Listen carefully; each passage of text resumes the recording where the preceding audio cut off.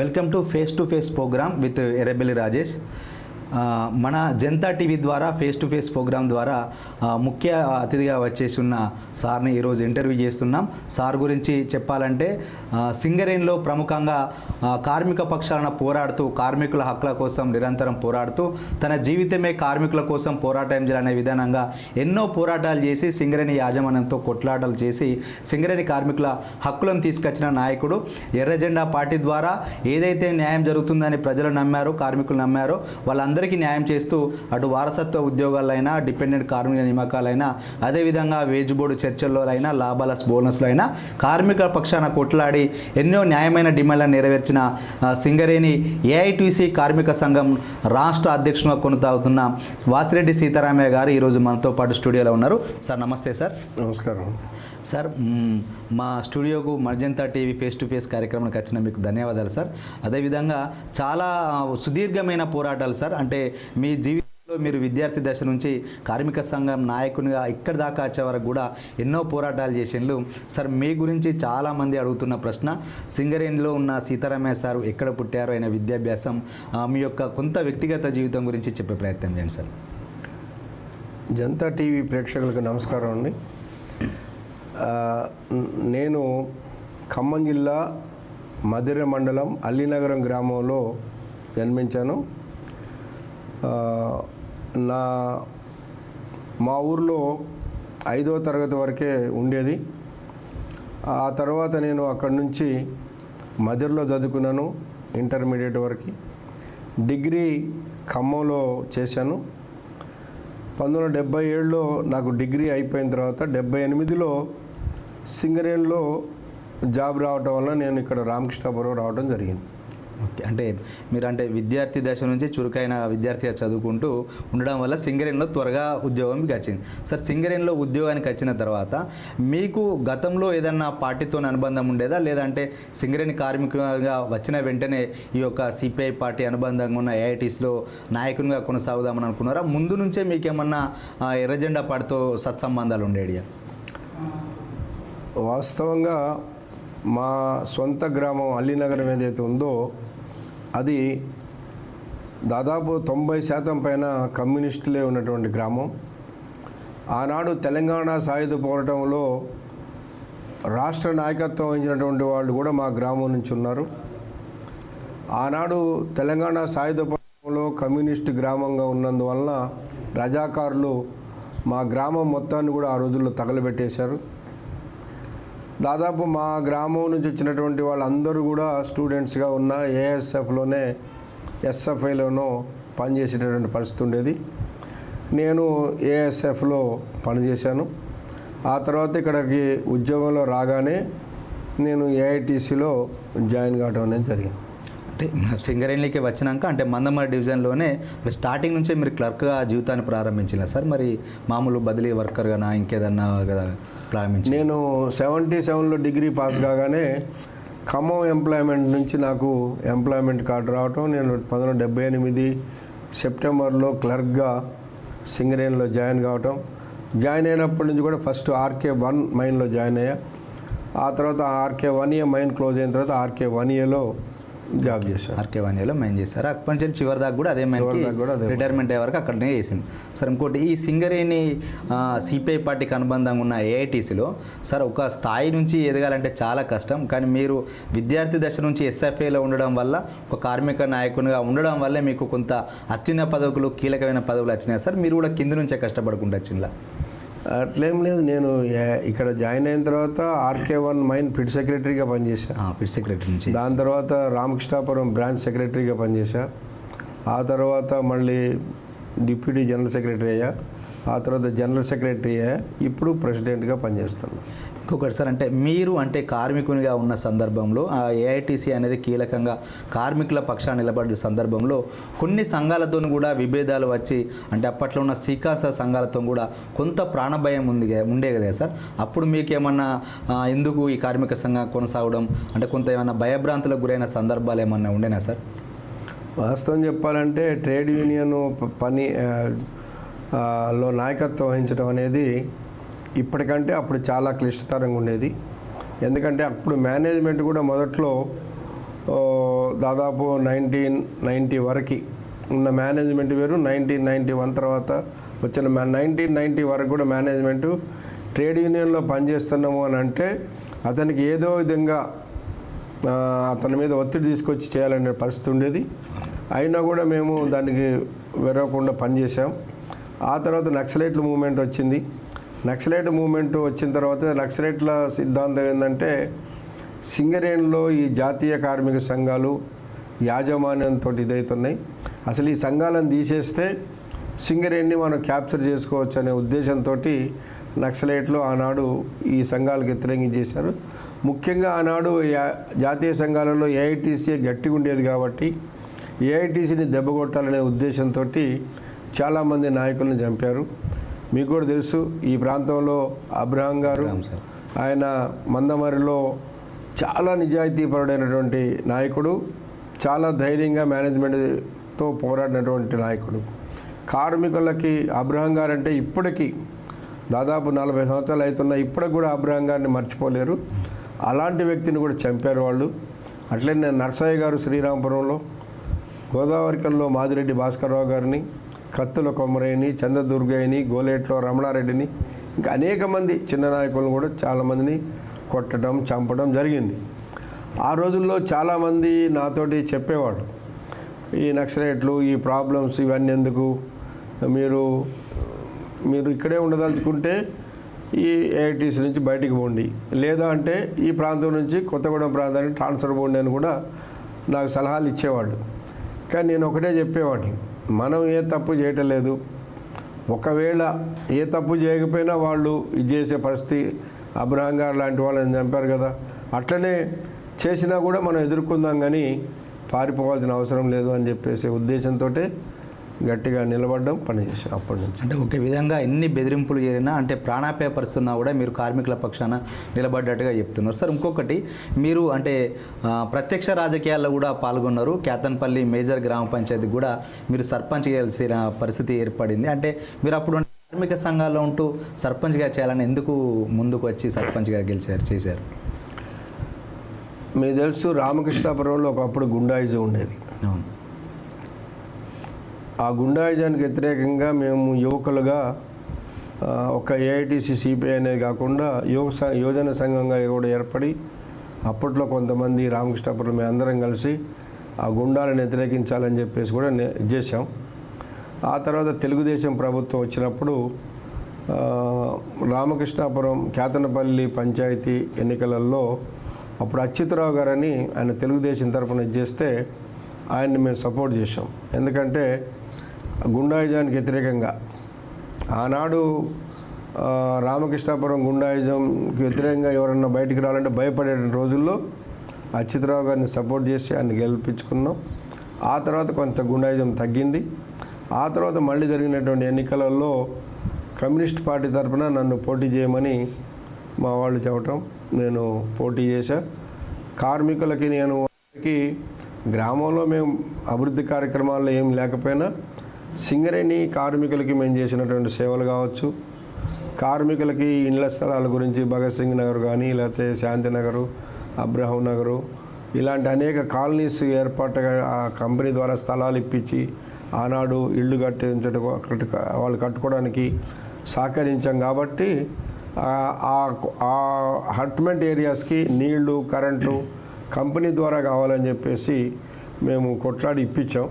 దానివల్ల కార్మికులు నన్ను సర్పంచ్గా గెలిపించారు. నేను సర్పంచ్గా గెలిచిన తర్వాత ఇంకా డైరెక్ట్గా నేను అనేక చోట్ల ఇటు వాస్తవంగా నాకు గ్రామాలలో అసలు ఓట్లు అప్పుడు రాలేదు. గద్దెరాగడి లేదా అమరావతి, కేతనపల్లి అటు రాలేదు, ఓన్లీ సింగరేణి ప్రాంతంలోనే వచ్చినాయి. ఆ తర్వాత నేను మొదటిసారి గెలిచిన తర్వాత గ్రామాలలో రోడ్లు, కాలువలు, మంచినీటి సదుపాయం ఇవన్నీ చేయటం వల్ల రెండోసారి ఎన్నికలలో సరే అది మహిళలకు రిజర్వేషన్ అయితే మా మిసెస్ ఆమె సర్పంచ్గా కంటెస్ట్ చేస్తే నాకంటే మంచి మెజార్టీతో భారీ మెజార్టీతో ఆమె గెలవడం జరిగింది. అట్లా 2 టర్ములు ఆమె కూడా సర్పంచ్గా చేసింది. సార్ అంటే ఆ టర్మ్లో మీరు అనుకున్నంత అంటే చేయగలిగినామని అనుకున్నారా? అంటే ఒకవైపు సింగరేణి, ఒకవైపు గ్రామ పంచాయతీ, చాలా వరకు మీకున్న అప్పుడున్న ఏదైతే ఉమ్మడి ఆంధ్రప్రదేశ్ పాలన ఉన్నది కాబట్టి కొంతవరకు నిధులతోటి చేసినా మీరు అనుకున్న దానికన్నా ఎక్కువ చేయగలిగిన అంటే కేతనపల్లి అభివృద్ధి దిశగా. వాస్తవం చెప్పాలంటే ఇప్పుడు గ్రామ ప్రజలందరికీ తెలుసు, ఆ రోజుల్లో రామకృష్ణాపురం నుంచి మంచిర్యాల రావాలంటే, ఆ కేతనపల్లి ఊళ్ళో నుంచి రావాలంటే రోడ్డు కూడా కనీసం లేదు. అటువంటిది ఆ రోడ్డు వేయించడం, అమరావతికి కూడా రోడ్డు వేయించడం, అమరావతిలో గద్దెరాగడలో కూడా తార్ రోడ్లు వేయించడం, ఆ గ్రామ ప్రజలందరూ కూడా ఏనాడు చూడనటువంటి అభివృద్ధి ఆ కాలంలో చేయడం జరిగింది. కాబట్టి వాస్తవంగా కమ్యూనిస్ట్ పార్టీగా అది పెద్ద పార్టీ కాకపోయినా తెలుగుదేశం చాలా పెద్ద పార్టీ, అంటే అధికారంలో ఉన్న పార్టీ. మమ్మల్ని ఓడించడానికి ఆనాడు తెలుగుదేశం, కాంగ్రెస్ కలిసి పోటీ చేశారు సర్పంచ్ అభ్యర్థిగా. అయినా వాళ్ళు గెలవలేని పరిస్థితి. అంటే ఆనాడు అభివృద్ధి ఉన్న పరిస్థితి ఎక్కువ చేశాం. కాబట్టి ఈనాడు వచ్చినంత నిధులు ఆనాడు రాలేదు. ఆనాడు ఈ డిఎంఎఫ్టి నిధులు లేవు. ఓన్లీ కోల్ సెస్ డబ్బులు అనేది కొద్దిగా వచ్చాయి. శిస్తు కూడా అసలు ఎక్కడ మేము ఇంటి పన్ను వసూలు చేసేవాళ్ళం కాదు, ఇంటి పన్ను. ఎందుకంటే కార్మికులు ఉన్నటువంటి ప్రాంతం అంతా కూడా సింగరేణి ప్రాంతం కాబట్టి మనము శిస్తు వసూలు చేయొద్దని మాకు పైనుంచి ఆదేశాలు వసూలు చేయాలని ఉన్నప్పటికీ మేము చేయలేదు. ఓన్లీ గ్రామాలలో కొద్దిగా వచ్చేసి శిస్తు వాటితోటే కొంత అభివృద్ధి కార్యక్రమాలు చేశాం. ఇంకోటి సార్, ఇప్పుడు సింగరేణిలో ఎప్పుడైనా కూడా సార్ ఒక అపవాదం ఉంది. అంటే ఏదైనా వేజ్ బోర్డు చర్చలు జరిగినప్పుడు కానీ, ఇంకేమైనా లాభాల బోనస్ని ఇచ్చినప్పుడు కానీ, కార్మిక సంఘం నాయకులు యాజమాన్యానికి లోబడి పనిచేసి కార్మికులకు వచ్చే బెనిఫిట్స్ తగ్గించినట్టుగా ఒక అపవాదు అనేది బాగా ప్రజల్లో ఉంది సార్. దానిపైన కొంచెం చెప్పండి సార్. వేజ్ బోర్డు అనేది ఇది ఒక సింగరేణికి సంబంధించింది కాదు. భారతదేశంలో ఉన్న మొత్తం బొగ్గని కార్మికులకు సంబంధించింది. కోల్ ఇండియా లెవెల్లో మనం ఒక్క రాష్ట్రంలో సింగరేణి ఉంటే 7 రాష్ట్రాలలో కోల్ ఇండియా ఉంది. కాబట్టి కోల్ ఇండియా సింగరేణి చేసేటటువంటిదే కానీ ఒక సింగరేణిలో చేసుకునేది కాదు, జీతాలు ఇవన్నీ కూడా. కాబట్టి ఒక సింగరేణికి ఏదో ఎక్కువ తక్కువ తీసుకురావడం అనేది కుదరదు.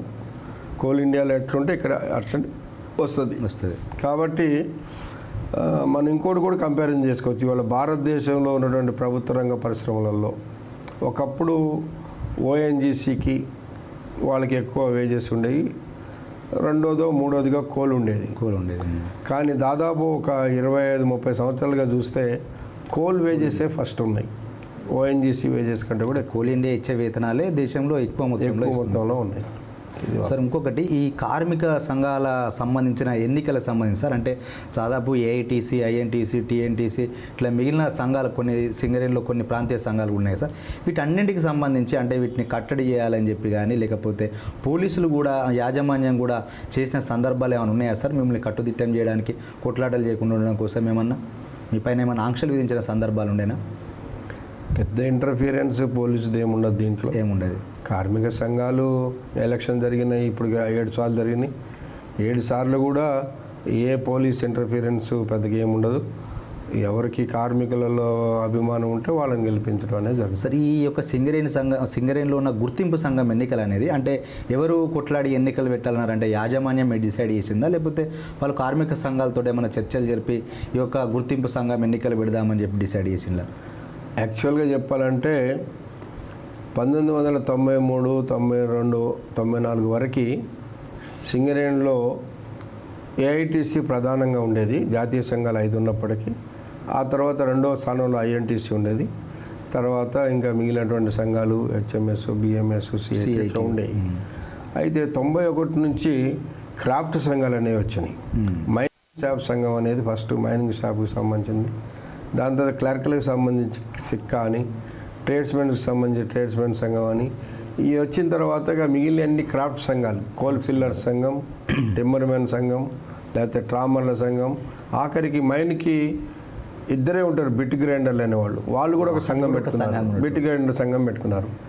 పెట్టుకోవటం వలన ఏమైందంటే కొంతకాలానికి ఈ సంఘాల మధ్యలో ఇవాళ ట్రామర్స్కి సమస్య వచ్చిందనుకోండి, ట్రామర్స్ స్ట్రైక్లో పోయేవాళ్ళు. ట్రామర్స్ లేకపోతే మైన్స్ నడిచేది కాబట్టి మైన్ లే ఆఫ్ చేయాల్సి వచ్చేది. మైనింగ్ స్టాఫ్ స్ట్రైక్ చేస్తే బాయ్ బంద్ అవుతుంది, లేదా ట్రేడ్స్మెన్స్ బంద్ అయితే అవుతుంది. అంటే ఒక సెక్షన్ ఆఫ్ వర్కర్స్ బంద్ చేస్తే మైన్ క్లోజ్ అయ్యే పరిస్థితి. అంటే దాదాపు స్ట్రైకులు కూడా ఎన్ని అయినాయి అంటే సంవత్సరంలో 365 రోజులు ఉంటే స్ట్రైకులు 365 కంటే ఎక్కువే ఉన్నాయి. అంటే ఒక ఏరియాలో ఒక చోట అట్లా అన్ని వందల సమ్మెలు ఉన్నాయి.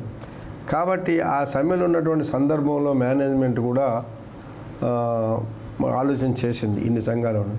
రెండోది, అప్పుడున్నటువంటి క్రాఫ్ట్ సంఘాలలో మేజర్గా ఉన్నటువంటి మైనింగ్ స్టాఫ్, క్లర్కలు వీళ్ళందరూ కలిసి సాజాక్ అని ఒకటి ఏర్పడింది.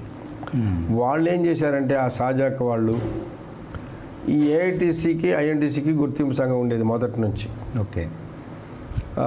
ఈ రెండు సంఘాలకి అసలు ఎప్పుడో ఎన్నికలు లేవు, ఏం లేవు, ఎప్పుడో ఇచ్చింది గవర్నమెంట్ గుర్తింపు. వాళ్ళకి ఎప్పుడో పోయింది, కార్మికులలో వాళ్ళకి ఏం లేదు.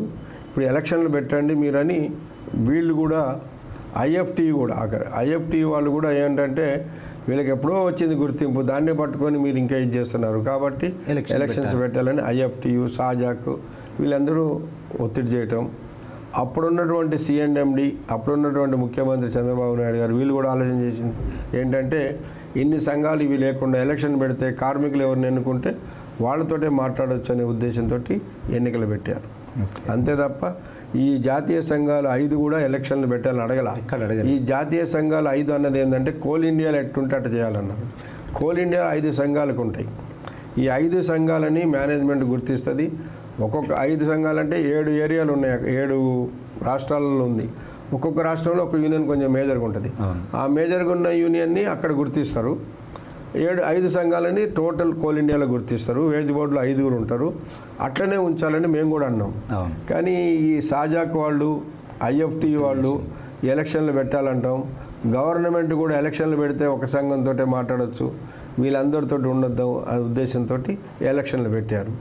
1998 9వ నెల 9వ తారీఖు నాడు ఎలక్షన్లు పెడితే ఆ మొదటిసారి ఎలక్షన్స్లో ఏఐటీసీ గెలవడం, మళ్ళీ రెండోసారి ఎలక్షన్స్లో కూడా 2 సంవత్సరాల టర్మే అప్పుడు, మళ్ళీ తర్వాత కూడా ఏఐటీసీ గెలిచింది. మూడోసారి ఐఎన్టీసీ గెలిచింది. 4వసారి మళ్ళీ ఏఐటీసీ గెలిచింది. 5వసారి 6వసారి టీబీసీ గెలిచింది.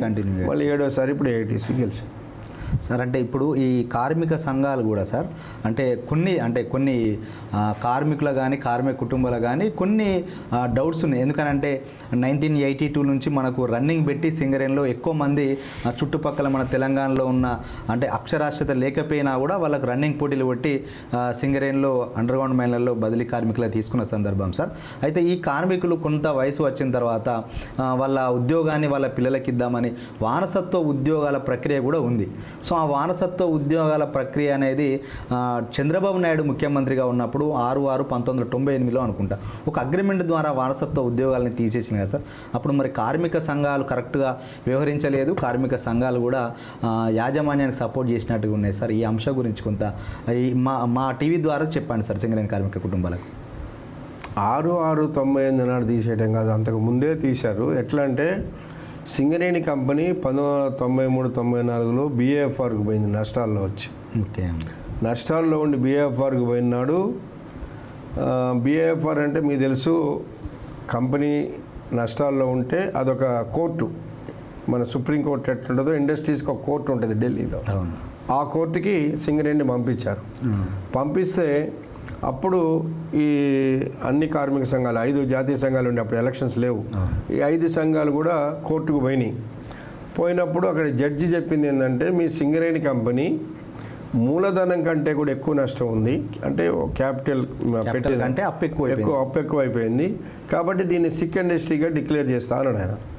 అన్నప్పుడు ఈ 5 సంఘాలు కోరింది ఏంటంటే మేము ఈ కంపెనీని నష్టాల్లో తీసుకొస్తాం, ఈ నష్టాల్లో పోవడానికి కారణం మేము కార్మికులు కాదు.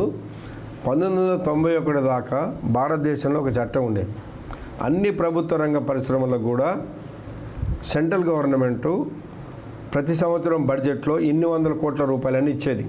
సింగరేణి కావచ్చు, కోల్ ఇండియా కావచ్చు, ఎన్టీపీసీ కావచ్చు, బిహెచ్ఈఎల్ కావచ్చు, ఇట్లాంటి ప్రభుత్వ రంగ పరిశ్రమలు అన్నిటికి కూడా కొన్ని 100 కోట్ల రూపాయలు మనకి ప్రభుత్వ రంగ సంస్థకి ఇచ్చేవాడు. పివి నరసింహారావు గారు ప్రధానమంత్రిగా ఉన్నప్పుడు ఆయన ఒక చట్టం తీసుకొచ్చాడు, ఆర్థిక సంస్కరణ, నూతన ఆర్థిక విధానం, నూతన పారిశ్రామిక చట్టం తెచ్చాడు. ఆ చట్టంలో ఆయన రాసింది ఏంటంటే ఏ ప్రభుత్వ రంగ పరిశ్రమ కూడా ₹1 కూడా గవర్నమెంట్ ఇవ్వదు. ఓకే, మీరు నడిపించుకుంటే లాభాలు వస్తే నడిపించుకోండి, ఒకవేళ లాభాలు రాకపోతే మీరు వాటిని అమ్మేసేయండి ప్రైవేట్ వాటికి, లేదంటే మూసేసేయండి. కొన్ని పరిశ్రమలు కొనడానికి కూడా ఎవరు సిద్ధం లేదు, మూసేయండి. ఏమన్నా కొనేవాళ్ళు ఉంటే అమ్మేయండి, అంతేగాని నష్టాలు వస్తున్నాయి అని చెప్పేసి మేము గవర్నమెంట్ నుంచి ₹1 ఇవ్వమని చెప్పాడు.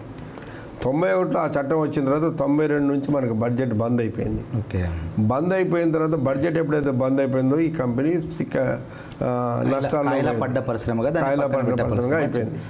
అది ఆ సందర్భంలో వీళ్ళు పోయి కోర్టులో చెప్పింది ఏంటంటే ఇది చేయటం వల్ల మేము నష్టంలో పోయినాం, ఇప్పుడు ఇది వచ్చింది కాబట్టి ఇప్పటి నుంచి మేము జాగ్రత్తగా పనిచేసుకొని మేము నష్టాలు లేకుండా లాభాల్లోకి వస్తామని చెప్పాడు. వస్తుంది, మీరు సిక్ ఇండస్ట్రీ డిక్లేర్ చేయొద్దని అడిగారు వీళ్ళు. అడిగితే ఆయన ఏం చేశాడు, జడ్జి అప్పుడున్న C&MDని పిలిచాడు, ఏపీఎన్ శర్మ గారిని. శర్మ గారు ఈ యూనియన్లు అందరూ కూడా సింగరేణి కంపెనీ లాభాల్లో తెస్తాయి అంటున్నాయి, మరి వస్తుందా మీ కంపెనీ లాభంలోకి అని అడిగాడు. ఆయన ఏం చెప్పిండంటే, సార్ ఇప్పుడు 1,16,000 మంది కార్మికులు ఉన్నారు, ఈ 1,16,000 మంది కార్మికులు ఉంటే మాత్రం ఇది కంపెనీ లాభంలోకి రాదు. మేము గోల్డెన్ హ్యాండ్ షేక్ పెట్టుకొని ఎవరైతే కార్మికులు విల్లింగ్గా వెళ్ళిపోతామని అంటే రాసిస్తారో వాళ్ళకి మేము 2 సంవత్సరాలు 3 4 సంవత్సరాల సర్వీస్ ఉన్న వాళ్ళకి వాళ్ళ జీతం మొత్తం ఒకటేసారి కట్టించి ఫైనల్ సెటిల్మెంట్ చేసి పంపిస్తాం, అప్పుడు మా ఈ కంపెనీ లాభంలో తీసుకురావచ్చు అని అన్నాడు.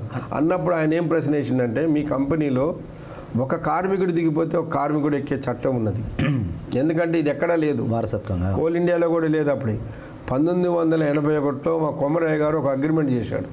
అది ఏం అగ్రిమెంట్ అంటే, ఒక కార్మికుడు 2 సంవత్సరాల సర్వీస్ ఉన్నప్పుడు నేను దిగిపోతా, నాకు చేతగాడలేదు, నా కొడుకును అల్లున్న పెట్టుకుంటానని రాసిస్తే ఆటోమేటిక్గా మెడికల్ బోర్డు ఏది అవసరం లేకుండా అదే రోజున కార్మికుడు కొడుకుని ఇద్దరిని హాస్పిటల్కి పంపించేటోళ్ళు, కొడుకునేమో ఫిట్ చేసి తండ్రినేమో అన్ఫిట్ చేసి పంపించేటోళ్ళు. ఇది వారసత్వ ఉద్యోగం. మరి ఇది ఉంది కదా, మీరు ఎట్లా తగ్గగలుగుతారు? అందరూ నా కొడుకుని పెట్టుకోవాలంటారు, అప్పుడు నువ్వు తగ్గదు కదా అని అంటే, అప్పుడు ఈయన చెప్పిండు శర్మ గారు ఈ 5 సంఘాలను చూపించి, ఈ 5 సంఘాల నాయకులు కనుక ఒప్పుకుంటే ఏమని ఒప్పుకోవాలి, కంపెనీ లాభాల్లోకి వచ్చిన దాకా మేము డిపెండెంట్ జాబ్ అడగమని వీళ్ళు రాసిస్తే నేను చేస్తాను. అప్పుడు ఈ 5 సంఘాలు కూడా రాసిచ్చినమాట వాస్తవం. మా ఏఐటీసీ తరపున కొమరయ్య గారు సంతకం పెట్టిండు, ఐఎన్టీసీ తరపున వెంకట్రావు గారు సంతకం పెట్టిండు, హెచ్ఎంఎస్ యూనియన్ తరపున జాడి దుర్గయ్య గారు పెట్టాడు, బిఎంఎస్ యూనియన్ తరపున చింతల సూర్యనారాయణ గారు పెట్టిండు, సిఐటి యూనియన్ తరపున రాజారావు గారు పెట్టాడు. ఈ 5 సంఘాలు పెట్టిన సంతకాలు పెట్టిన తర్వాత కంపెనీ డిపెండెంట్ జాబ్ ఆపేసింది. ఇది వాస్తవం. అయితే ఇది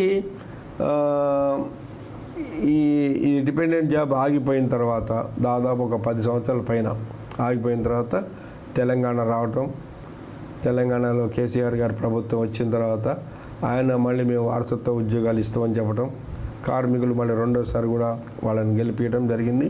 అయితే అక్కడ తప్పు జరిగింది ఏంటంటే, 91లో చేసిన అగ్రిమెంట్ ప్రకారం 81లో చేసిన అగ్రిమెంట్ ప్రకారం పెట్టుకున్న వాళ్ళు అందరికీ ఇస్తే బాగుండేది. వీళ్ళు ఏం చేశారంటే మెడికల్ బోర్డు అని పెట్టి, ఇక మెడికల్ బోర్డు మీకు తెలుసు, మెడికల్ ఇన్వాలిడేషన్, ఇక ఆ కారణ నియామకాలంటే డబ్బులు పెట్టడం, డాక్టర్స్కి ఇస్తామని లీడర్స్కి ఇది చేసే ఆ మేనేజ్మెంట్ మొత్తం మీద అదంతా కూడా ఒక్కొక్క జాబ్కి 5 లక్షలు 4 లక్షలు ఇట్లా రేట్లు అయిపోయినాయి. సార్ ఇంకోటి సార్, అంటే ప్రధానంగా అంటే రెగ్యులర్గా పేపర్లో చూస్తున్నాం, ప్రధానంగా సింగరేణి కార్మిక కుటుంబాలకు కూడా ఒకటి బలంగా ఉన్నది ఏంటంటే, వాళ్ళు నిజంగా అనారోగ్యం ఉన్నా, అంటే వాళ్ళకు లివర్ డ్యామేజ్ ఉన్నా కానీ, కిడ్నీ ప్రాబ్లం ఉన్నా, హార్ట్ ఉన్నా, మోకాలు నొప్పి ఉన్నా, ఇంకేదన్నా నరాల వీక్నెస్ ఉన్నా కూడా నిజంగా వాళ్ళు అన్ఫిట్ అయ్యే అవకాశాలు ఎక్కువ ఉన్నప్పటికీ ఈ డబ్బులు ఎందుకు పెట్టాల్సి వస్తుంది సార్? అంటే మరి ఏమన్నా సింగరేణి యాజమాన్యం అన్న పర్యవేక్షణ లోపం కానీ, విజిలెన్స్ వాళ్ళ కట్టడి చేయలేకపోయినా కొన్ని కార్మిక సంఘాల నాయకులు కూడా డబ్బులు బాగా తీసుకుంటున్నారని, ముఖ్యంగా అది అంటే ఏటీసీ కానీ ఐఐటీసీ కానీ హెచ్ఎంఎస్ కానీ సిఐటి కానీ ఎవరికి అయినా కూడా అంటే కొంతమంది నాయకులం అని చెప్పి బ్రోకర్గా వివరిస్తున్నారు అంటే అంటున్నారు కదా సార్, ఇది రెగ్యులర్గా వస్తున్నది. మరి దీన్ని ఏ విధంగా సింగరేణి ఎందుకు కట్టడి చేయలేకపోతుంది, కార్మిక సంఘ నాయకులు కూడా ఎందుకు దీనిపైన ఫోకస్ చేయలేకపోయింది సార్? ఇప్పుడు నిజంగా జబ్బున్న వాళ్ళని కూడా కొంతమందిని చేయటలేదు. ఒక ఒక ఒక కార్మికుడు RK6లో పనిచేస్తాడు, కోల్ కట్టరు. ఆయనకి 3 స్టంట్లు పడ్డాయి. ఓకే. 2 సంవత్సరాల ముందు ఆయనకి పెరాలసిస్ వచ్చింది. ఆయన స్పైనల్ కార్డ్ దెబ్బతిన్నది. MRI స్కాన్లో స్పైనల్ కార్డులో L4 L5 వీటిలో ప్రాబ్లమ్స్ అనేవి వచ్చింది. ఇన్ని ప్రాబ్లమ్స్ ఉన్నా ఆయన ఫిట్ ఫర్ కోల్ కటర్ జాబ్కి ఇచ్చారు. ఓకే. మరి అదే ఒక సర్ఫేస్ ఎంప్లాయీ ఒక సింగిల్ స్టంట్ పడితే ఆయన అన్ఫిట్ చేశారు. కాబట్టి ఎవరైనా ఏమనుకుంటారు, కార్మికులు డబ్బులు పెడితేనే అవుతుంది అనుకుంటారు. కాబట్టి ఇప్పుడు ఇది నడుస్తుంది. దీనికి ఒకటే మార్గం, దీని పరిష్కారానికి ఒకే ఒక మార్గం, 1981లో జరిగిన అగ్రిమెంట్ని అమలు చేస్తేనే ఇంకెవ్వరి దగ్గరికి పోడు. ఎందుకంటే పెట్టుకున్న వాళ్ళందరికీ వస్తుంది కదా సార్. అంటే మరి ఒక విధంగా అంటే సింగరేణి కారుణ్య నియామకాల ద్వారా ఉద్యోగాలు ఇస్తానికి కేసీఆర్ ఎప్పుడైతే 2017 దసరా ఓట్లు వేస్తే దీపావళికి ఇస్తా అన్నారు, 2018 నుంచి ఈ ప్రక్రియ స్టార్ట్ అయింది. ఒక విధంగా సింగరేణిలో కారుణ్య అంటే వారసత్వ ఉద్యోగాలకు అప్లికేషన్ పెట్టుకోమన్నారు కదా, ఆ సందర్భంలో అప్లికేషన్ పెట్టుకున్న వాళ్ళకు కొంతమంది కోర్టు కేసు పోయింది కదా సార్, అప్పుడు కోర్టు ఇచ్చిన గైడ్లైన్స్ ప్రకారమే ఈ యొక్క కారుణ్య నియామకాలు మొదలుపెట్టి కోర్టు కూడా ఏం చెప్పలేదు, కోర్టుకు పోయారు. అందులోనే కొంతమంది అది ఎవరు పోయారో ఏంటో కూడా అప్పుడు నిరూపణ అయింది. గోదావరి నుంచి పోయినోడు సతీష్ అనే అబ్బాయి, ఆ సతీష్ ఎవరు అనేది కూడా ఏంటనేది కూడా తెలుసు. ఆయన TRS సంబంధించిన వ్యక్తి అనేది కూడా ప్రూఫ్ అయింది. పోయినప్పుడు కోర్టు ఏం చెప్పిందంటే మెడికల్ ఇన్వాలిడేషన్ అయితే ఉద్యోగం ఇవ్వండి అని అన్నది. మరి ఇప్పుడు నువ్వు మెడికల్ ఇన్వాలిడేషన్ చేస్తున్నావు, ఆ మెడికల్ ఇన్వాలిడేషనే పెట్టుకున్న వాళ్ళందరికీ చేయొచ్చు కదా. కోర్టు ఏమంటలేదు కదా. కోర్టు ఏమన్నది, మెడికల్ ఇన్వాలిడేషన్ అయితే ఉద్యోగం ఇవ్వమన్నది. పెట్టుకున్న వాళ్ళందరికీ మెడికల్ ఇన్వాలిడేషన్ ఇస్తామని అన్న తర్వాత కోర్టు వద్దందు, ఎవరు వద్దందు, దానిలో సంబంధం లేదు. కానీ ఆనాడు ఏంటంటే డైరెక్ట్గా అందరికీ వస్తే మాకేంటి లాభం, అంటే యాజమాన్యానికి ఇక్కడ ఉన్న అధికారులకు ఏం లాభం అనే ఆలోచన. అధికారులు కావచ్చు, లీడర్లు కావచ్చు, వాస్తవం చెప్పాలంటే లీడర్లు అప్పుడు కొంతమంది లీడర్లు కూడా అవును అందరికి ఇచ్చేస్తే ఏం ఉపయోగం, మన దగ్గరికి ఎవడొస్తాడు అని దాన్ని అట్లా చేయించారు తప్ప కోర్టు ఏమి దానిలో కోర్టు ఏమన్నది మెడికల్ ఇన్వాలిడేషన్ అయితే ఇవ్వమన్నారు. ఈయన పంపిస్తారు, తండ్రిని కార్మికుడు దరఖాస్తు పెట్టుకుంటే పంపిస్తారు ఆరోగ్యం బాగాలేదని. అక్కడ మెడికల్ డాక్టర్ ఈయన ఇన్వాలిడేషన్ అంటాడు, ఆటోమేటిక్గా కొడుకు ఉద్యోగం వస్తుంది.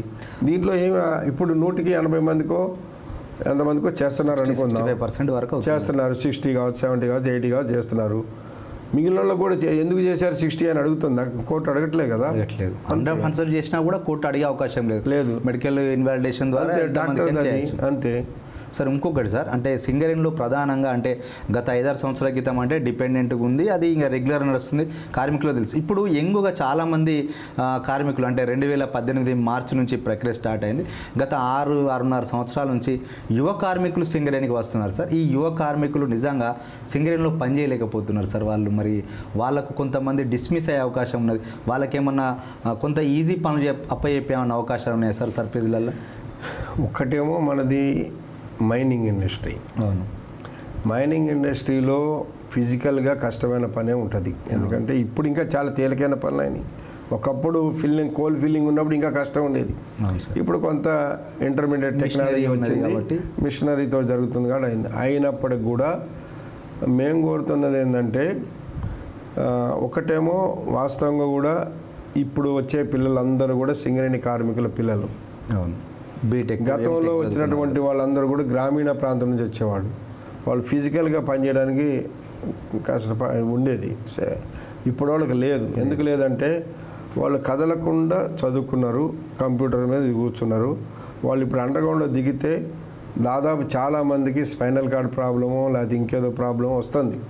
ప్రాబ్లం లేదని కాదు, వస్తుంది. చాలామందిని చూస్తున్నాం, వాళ్ళు అసలు బావిలోకి దిగలేని పరిస్థితి కూడా ఉన్నది.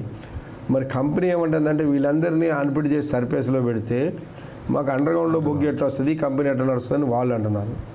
దీనికి కొంత సొల్యూషన్ చూడాలి. ఏంటంటే కంపెనీలో ఉన్నటువంటి సూపర్వైజర్ పోస్టులు, అధికారుల పోస్టులు ఇవన్నీ కూడా క్వాలిఫైడ్ అయినటువంటి వీళ్ళకి ఇస్తే అవును. కొంతమంది తగ్గుతారు. బాగా చదువుకున్నటువంటి వాళ్ళు క్వాలిఫై అయిన వాళ్ళు ఇంటర్నల్గా జాబ్ చేసేటప్పుడు కొంత అందుకే మేము ఈ ఎలక్షన్లు అయిన తర్వాత సింగరేణి మేనేజ్మెంట్ తోటి, చైర్మన్ గారితో మాట్లాడి క్లర్కల్ పోస్టులు, ఈ లైట్ జాబ్ ఇవన్నీ కూడా సింగరేణిలో వాళ్ళకి ఇవ్వాలంటే ఇప్పుడు 370 మందికి ఇవ్వడానికి నోటిఫికేషన్ ఇచ్చారు. ఓన్లీ ఇంటర్నల్ అంటే ఓన్లీ జాబ్ చేసే ఇంటర్నల్, వాళ్ళకు. బయట నుంచి కాకుండా ఇంటర్నల్కి ఇవ్వడానికి చేశారు. అట్లనే ఓవర్మెన్ పోస్టులు, సర్దార్ పోస్టులు, ఎలక్ట్రీషియన్, ఫిట్టర్లు ఇవన్నీ ఈ ఒక్క సంవత్సరమే దాదాపు 1200 మందికి నోటిఫికేషన్ ఇచ్చారు ఇంటర్నల్గా వచ్చారు. అంటే ఒక 6000 మంది పైన చదువు క్వాలిఫైడ్ పర్సన్స్ ఉన్నారు. 6000 మందిలో ఒక 10-1200 మంది పైన పోతారు. ఓకే. 1/4కి అంటే వివిధ కేటగిరీలో వాళ్ళని fill up సూపర్వైజర్ పోస్టులు వస్తాయి. ఇద్దరు. ఇంకా మిగిలినటువంటి వాళ్ళకు కూడా ఇంకేదైనా అవకాశాలు చూడమని అడుగుతున్నాం. ఇంకొకటి సార్, అంటే ఇంకొక సమస్య కూడా ఉంది సార్. సింగరేణిలో ఇప్పుడు యువ కార్మికులు ఉద్యోగానికి ఎక్కుతున్నారు. వాళ్ళకు కోటర్స్ కౌన్సిలింగ్ ఇచ్చేటప్పుడు కానీ, ఇంకా లేకపోతే కొంత సీనియర్లు ఉంటే అండర్ గ్రౌండ్ నుంచి సర్ఫేస్ ఇచ్చేటప్పుడు కానీ, ఇప్పుడు ఇక్కడ మన మందమర్లో పనిచేసేటోళ్ళను గోదావరికానికో, మన భూపాలపల్లికో, కొత్తగూడెం అట్లా ట్రాన్స్ఫర్ చేస్తున్నారు. అంటే ఈ సమస్యలు నిజంగా అధికారులు కావాలని సృష్టించి వీళ్ళని ఏమైనా ఇబ్బంది పెడుతున్నారా? మరి ఇంత లాంగ్ వెళ్ళి డ్యూటీలు వేయడం కూడా ఈ యువ కార్మికులకు ఇబ్బంది, ఎందుకంటే వాళ్ళ పిల్లలను, తల్లిదండ్రులను కూడా చూసుకోవాలి కదా సార్. మరి కావాల్సుకునే అధికారులు ఈ విధంగా వేధింపులకు గురి చేస్తున్నారా యువ కార్మికులను? అంటే ఇప్పుడు మందమరి ఏరియాలో ప్రాబ్లం ఏంటంటే చాలా మైన్స్ క్లోజ్ అయినాయి. RK1, 1A, తర్వాత RK4M అన్నీ క్లోజ్ అయిపోయినాయి. ఇప్పుడు రీసెంట్గా RK1A కూడా క్లోజ్ అయింది, KK1 క్లోజ్ అయింది, KK5 కూడా ఇంకా 2-3 ఇయర్స్ నడుస్తుంది. ఏమున్నా కాశీపేట 2 మైన్లు శాంతిగానే ఉంటాయి. మరి వీళ్ళందరినీ ఎక్కడ పెడతారు? ఇక ఉన్న చోటకి వేయాలి. ఇప్పుడు గోదావరికంలో అడ్రియాల మైను ఇంకా అవి కొంత మ్యాన్ పవర్ కావాలి దానికని వాళ్ళు ఇది చేస్తుంటే అక్కడికి వేస్తున్నారు. అక్కడికి వేస్తే వీళ్ళు ఏమంటారు, మేము ఎక్కడి నుంచి అక్కడికి పోయి ఎట్లా జాబ్ చేస్తామని వీళ్ళు ఇది అడుగుతున్నారు. వాళ్ళు ఏమంటున్నారు, మేము అక్కడ క్వార్టర్స్ ఇస్తాం, అక్కడికి రాండి అంటున్నారు. వీళ్ళు ఏంటంటే మా తల్లిదండ్రులు ఇక్కడ ఉన్నారు, మేము అక్కడికి ఎట్లా వస్తామని వీళ్ళు అంటున్నారు. ఇది ప్రాబ్లం ఉంది. అట్లా చాలామంది అంటే డ్యూటీలు సరిగా చేయక డిస్మిస్ అయ్యే అవకాశాలు కూడా కొంతమంది యువ కార్మికులకు ఎదురైతున్న సందర్భాలు. ఇంకా సార్, ఇప్పుడు ఈ సింగరేణిలో వీటితో పాటు మనం అంటే గత ఆంధ్ర పాలకులు పరిపాలించినా కూడా ఇప్పుడు తెలంగాణ 2014 తర్వాత కేసీఆర్ ఏర్పడ్డా కూడా మేము అండర్ గ్రౌండ్ మైన్లు తీసుకొస్తామని ఉద్యోగ అవకాశాలు పెంపొందిస్తూ ఉంటారు. కానీ ఇప్పటి వరకు అంటే కార్మిక సంఘంగా మీరు ఇన్ని సంవత్సరాలు పనిచేస్తున్నారు, కొత్త మైన్లు ఇంకా తీసుకొచ్చి కార్మిక సంఘాలు కొట్లాడిన దాఖలాలు కూడా లేవు కదా సార్. అంతా ఓపెన్ క్యాస్ట్లే అవుతున్నాయి. మరి అండర్ గ్రౌండ్ మైన్లు ఎప్పుడు ఓపెన్ అవుతాయి సార్? మళ్ళీ ఒకటేంటంటే అండర్ గ్రౌండ్ మైన్స్లో ప్రొడక్షన్ ఎక్కువ రాదు. దానివల్ల అండర్ గ్రౌండ్ మైన్స్లో ఇప్పుడు మనం ఇవాళ సింగరేణిలో పనిచేసే దాదాపు 23 అండర్ గ్రౌండ్ మైన్స్ ఉన్నాయి. 23 అండర్ గ్రౌండ్ మైన్స్ నష్టాలు నడుస్తున్నాయి. కొన్ని మైన్స్ అయితే ఎంత ఘోరం అంటే ఒక టన్ను బొగ్గు తీయాలంటే దాదాపు 12,000, 13,000, 15,000 రూపాయలు పడుతుంది. ఓకే. మనం ఆ బొగ్గుని ఎంతకు అమ్ముతున్నాం అంటే 3,000 రూపాయలకి అమ్ముతున్నాం. అంటే ఒక టన్ను బొగ్గు వస్తే 10,000, 9,000, 8,000 రూపాయలు నష్టం జరుగుతుంది. కాబట్టి మరి ఎంతకాలం ఇట్లా నడిపిస్తుంది కంపెనీ ఈ నష్టాలతోటి? అంటే అండర్ గ్రౌండ్ మైన్లతో ఒక విధంగా నష్టం అంటారా? నష్టాలు అయితే ఆ రోజుల్లో ఏమైందంటే ఆ రోజుల్లో మనకి కాంపిటీషన్ లేదు బొగ్గుకి. ఇతర చోట నుంచి మనకి బొగ్గు రాలా. తెలంగాణ బొగ్గే ఇక్కడ కొనాలి కాబట్టి మనం రేటు ఎక్కువ ఉన్నా, ఇవాళ ఉదాహరణకి చెప్పాలంటే కోల్ ఇండియాలోనే ఒరిస్సాలో తీసిన బొగ్గుకి టన్ను 1,500కి ఇస్తున్నాడు. అదే బొగ్గుని మనం ఇక్కడ టన్ను 3,000కి ఇస్తున్నాం. మంచి క్వాలిటీ ఉంది. అదే బొగ్గు సేమ్ క్వాలిటీ ఉన్నదే మనం 3,000, వాళ్ళు 1,500. కానీ అక్కడ ఎందుకు కొనుక్కుంటలేరంటే అక్కడి నుంచి రైల్లో కానీ దేనిలో తీసుకొస్తే ఇంకో 1,500 రూపాయలు ట్రాన్స్పోర్ట్ ఛార్జ్ పడుతుంది. కాబట్టి 3,000 అక్కడ పడుతుంది. కాబట్టి ఇప్పుడు ఏం చేస్తున్నారంటే ట్రాన్స్పోర్ట్ని ఈజీ చేస్తున్నారు. ఇతర దేశాల నుంచి వచ్చే బొగ్గు కూడా షిప్పుల ద్వారా వస్తుంది. వాటన్నిటి ద్వారా వస్తుంది. కాబట్టి ఈవెన్ ఇవాళ కొత్తగూడెం పక్కనున్న పాలవంచలో ఒక నవభారత్ అనే ఒక కంపెనీ ఉన్నది. ఆ నవభారత్ వాడు బొగ్గు ఎక్కడి నుంచి తెచ్చుకుంటాడు అంటే ఆస్ట్రేలియా నుంచి తెచ్చుకుంటాడు. ఎందుకంటే ఇక్కడికంటే చీప్ పడుతుందని వాడుతుంది. ప్రొడక్షన్ అక్కడ ఎక్కువ ఉంది, చీప్గా ఉంది. ఇక్కడ కొనరు. ఇంకా ఇప్పుడు మన బొగ్గుని ఏంటంటే NTPC, ఈ జన్కో, ఈ గవర్నమెంట్ కంపెనీలకు ఇస్తున్నాం కాబట్టి ప్రాబ్లం నడుస్తుంది. ఇప్పుడైతే తీసుకుంటలేరు, ఇక ప్రైవేట్ వాళ్ళు అంతా బయట నుంచి తెచ్చుకుంటున్నారు. రేపు ఈ గవర్నమెంట్ కంపెనీలు కూడా ఈ జన్కో కావచ్చు, ఎన్టీపీసీ కావచ్చు, మేము కూడా ఇప్పుడు ఎన్టీపీసీ కూడా కొన్ని బాయిలు తీసుకుంటుంది, కోల్ ఇండియాలో తీసుకుంది. వాడు బొగ్గు వాడు తెచ్చుకుంటాడు, నీ దగ్గర కొనడు, అప్పుడేంటి పరిస్థితి? అందుకని ఇప్పుడు మనం ఏంటంటే ఇవాళది కాకుండా భవిష్యత్తు కూడా సింగరేణి ఇంకా కొంతకాలం నడవాలి అని అంటే ఇది నష్టాలు. ఇప్పుడు మనకి అండర్ గ్రౌండ్ మైన్స్ అన్నీ నష్టం వచ్చినా ఓపెన్ కాస్ట్లో లాభం వస్తుంది కాబట్టి మనకి యావరేజ్ పోయి కొంత లాభం కనబడుతుంది. ఇంకొక 5-6 సంవత్సరాలు పోతే ఇది కూడా ఉండదు, అంటే ఓపెన్ కాస్ట్ కూడా ఉండదు, ఓపెన్ కాస్ట్లో కూడా లాస్ వస్తుంది. ఎందుకంటే మన దగ్గర ఉన్న ఓపెన్ కాస్ట్లో ఒక 8 టన్నుల మట్టి తీస్తే 1 టన్ను బొగ్గు వస్తుంది. ఇదే పక్కన ఒరిస్సా రాష్ట్రంలో 1 టన్ను మట్టి తీస్తే 6 టన్నుల బొగ్గు వస్తుంది. అంటే మనకు బొగ్గు నిల్వలు తగ్గిపోతున్నాయా సార్ మరి తెలంగాణ మొత్తం? అంటే మనం పాత ఏదైతే ఐడెంటిఫై చేసామో మంచిగా ఉన్న ప్యాచ్లు దాదాపు అయిపోయినాయి. ఏదైనా కొన్ని ప్యాచెస్ ఉంటే అవి లోతుగా ఉన్నది బొగ్గు, క్వాలిటీ అయినా తక్కువ ఉన్నది. ఇది ఒక కారణం. ఇక రెండో కారణం ఏంటంటే మెయిన్గా సెంట్రల్ గవర్నమెంట్ చట్టం మార్చింది. మీకే ఇవ్వాలని లేదు, సింగరేణికే ఇవ్వాలి. ఇదివరకేమో ఎవరికి ఇచ్చేది లేదు, ఇక్కడ బొగ్గు వచ్చిందంటే తెలంగాణలో మనకే ఇవ్వాలి. ఇప్పుడు వాళ్ళ చట్టంలో ఏం మార్చిందంటే మేము ఓపెన్ టెండర్ పెడితే ఎవరు తీసుకుంటే వాళ్ళకన్నట్టు. ఓపెన్ టెండర్ పెడితే లాభాలు వచ్చాయి, సహజంగా ప్రైవేట్ వాడు తీసుకుంటాడు, వాడు వస్తాడు. నష్టాలు వస్తే రాడు వాడు. ఇప్పుడు శ్రావణపల్లి మైను 4 సార్లు టెండర్ పెట్టినా వాడు తీసుకోలేదు, ఎందుకంటే అది పెద్దగా లాభం వచ్చేది కాదు. అదే కోయగూడెం మైను, సత్తుపల్లి మైను తీసుకున్నారు, ఎందుకంటే అది లాభాలు వస్తాయని. అట్లా లాభాలు వచ్చే మైన్స్ ప్రైవేట్ వాడికి పోయి నష్టాలు వచ్చాయి మనకు వస్తే, మనం నష్టాల్లో పోతే కంపెనీ ఎంతకాలం వస్తుంది, ఇంకా నిర్వీర్యమయ్యే పరిస్థితి అంతే కదా. అందుకని ఈ సింగరేణి నిర్వీర్యం కాకుండా ఉండాలి అంటే దీన్ని మనం అండర్ గ్రౌండ్ మైన్లు ఓపెన్ క్యాస్ట్ రెండు సమానంగా చూసుకుంటూ అటు నష్టం లాభాన్ని రెండు పూడ్చుకుంటూ వస్తున్నారు. అది చేయాలి. ఇంకొకటి సార్, సింగరేణిలో ఒకప్పుడు మీరు అన్నట్టు 1,16,000 1,20,000 మంది పర్మనెంట్ ఎంప్లాయీస్ ఉండేవాళ్ళు.